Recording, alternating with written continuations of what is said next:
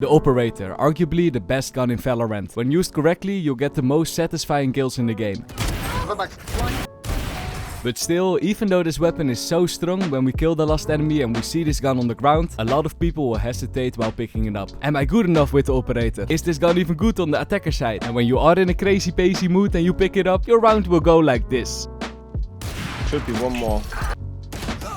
The reason? You suck at playing with the Operator. But no worries, in this video we'll go over a few reasons why a lot of people struggle with playing with this gun. And at the end of this video, if you ever see an Operator on the ground, you pick it up yourself and make some easy peasy kills to carry your team. We're going back to the basics, my friends. One more thing before I start this vid. Some of the information I mentioned in this video I already explained in some YouTube shorts. So if you think you already heard one of the topics, there are timestamps in the video description so you can skip to a next part. If this video is helpful for you, feel free to subscribe. It's completely free and it really helps growing this channel. And now sit back, relax and enjoy, my friends. Let's talk about the first reason you struggle with this weapon. A lot of people don't know the real strength of the Operator. Especially the beginners. If you ask to them what is the strength of an Operator, they'll probably say something like to kill enemies on long range. And yes, this is a strength of the Operator, but in my opinion the real strength of an Operator is that this weapon gives you the ability to get a quick kill without giving the enemies time to counter-react. Whoa, Mr. Lowlander, stop it right there. What are you brabbling? I don't understand you. Well, my friends, in simpler words, the Operator is good because you can kill an enemy before they can do anything. Here's an example. In this round, my teammate Chamber was walking into middle, and like the moment he was taking one step too far out of mid, he instantly got killed by the enemy Operator. And this is the strength of this gun. Chamber had no counterplay over here. He was doomed the moment he took one step too far. And here's another example, same idea but then the other perspective. As soon as the smoke disappeared, the enemy Cypher didn't have any counterplay.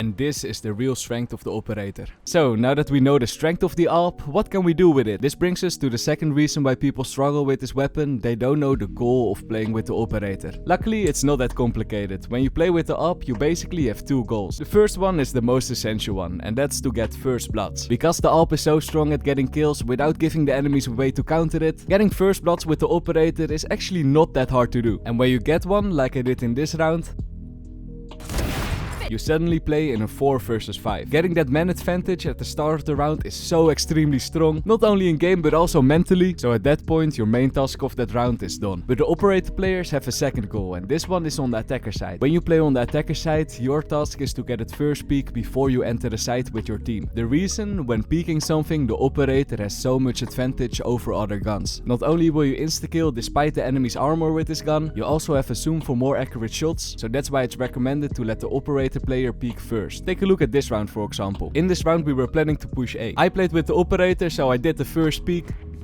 One close.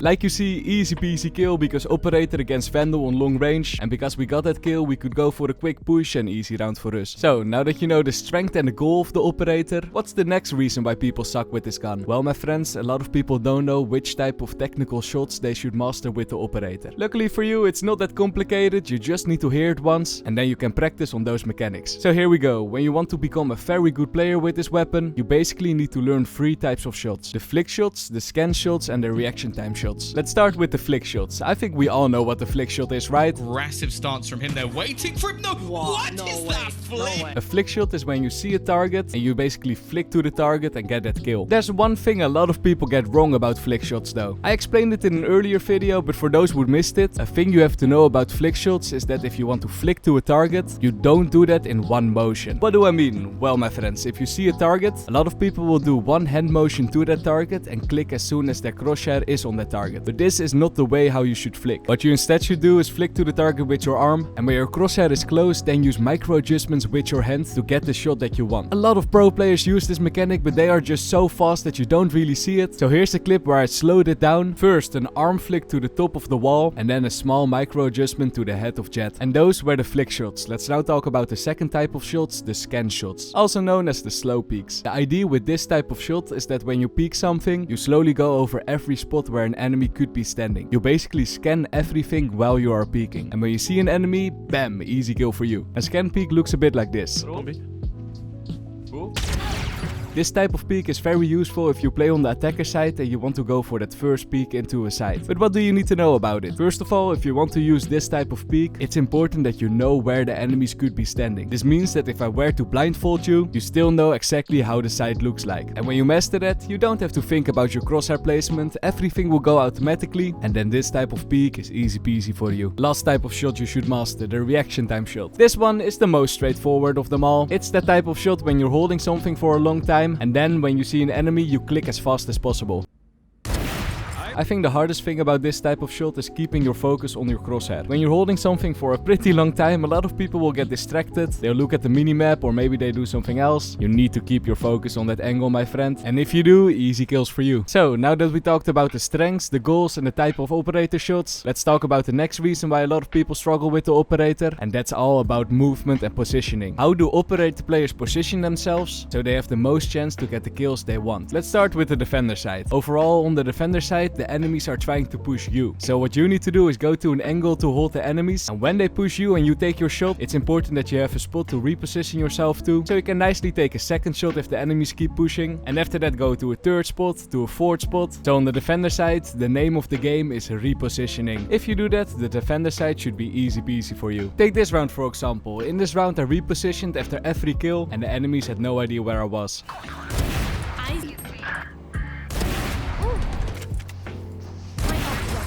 Another fun thing you have to know about repositioning is that the more aggressive your first angle is, the more spots where you can repositioning to. Makes sense, right? The deeper you are, the more you can fall back. So don't be afraid to make those aggressive plays like this one. Oh, that's an aggressive peek and I'll go back. Movement and positioning on the attacker side, however, is something that a lot more people struggle with. And in my opinion, this all comes down to one specific reason, and that's because a lot of people think you should always be pushing on the attacker side. And this, my friends, this is not true. When you're playing with the operator on the attacker side, you don't have to push in first. Let your team push in first, but assist them from the back. And at the point when they are on the side, you need to think to yourself, okay, am I more valuable on side or off the side? And make a decision based on that. If you not really understand what I'm saying, to make it all more clear, I have two examples. First example is here on Bind. I was playing on B long and I got an early kill. After this kill, I stayed a little bit on the back and I let my teammates push. But like you see in the background, my teammates got side easy peasy. So for me, there was no point on pushing further. That's the reason why I went back a little bit again and simply played for the post plant. And this was a perfect example of a round where it was more valuable for me to stay on the back than to push with my teammates. This round, however, was a bit different. In this round it was only a 3 versus 3 and my teammates were really struggling with pushing side because most of the utility has already been used. So the logical thing to do over here was to push aggressively and help my team on side.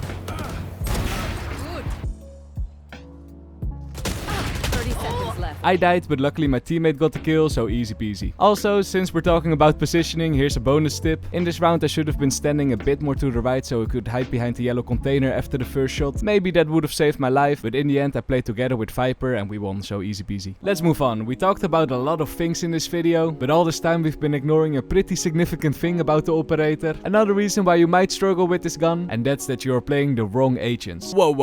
Okay, stop it right here. Don't get me wrong, you can play the operator with every agent you want. To record this video I've been playing the operator with Killjoy, and usually Killjoy isn't the right agent to play the operator with, but even though this is the case, in the end I still felt useful for most of my teams. However, if you want to learn playing with the operator, I would highly recommend playing one of the operator agents. I'm talking about the S tier agents, Jett and Chamber, and you could consider Reyna. Why are these the S tier agents? Well, my friends, all these 3 agents have an escape, and that's so strong when you play with this gun. I can explain the reason why this is so strong by showing you one simple round. In this round, if I didn't have an immediate escape, I 100% wouldn't have survived this.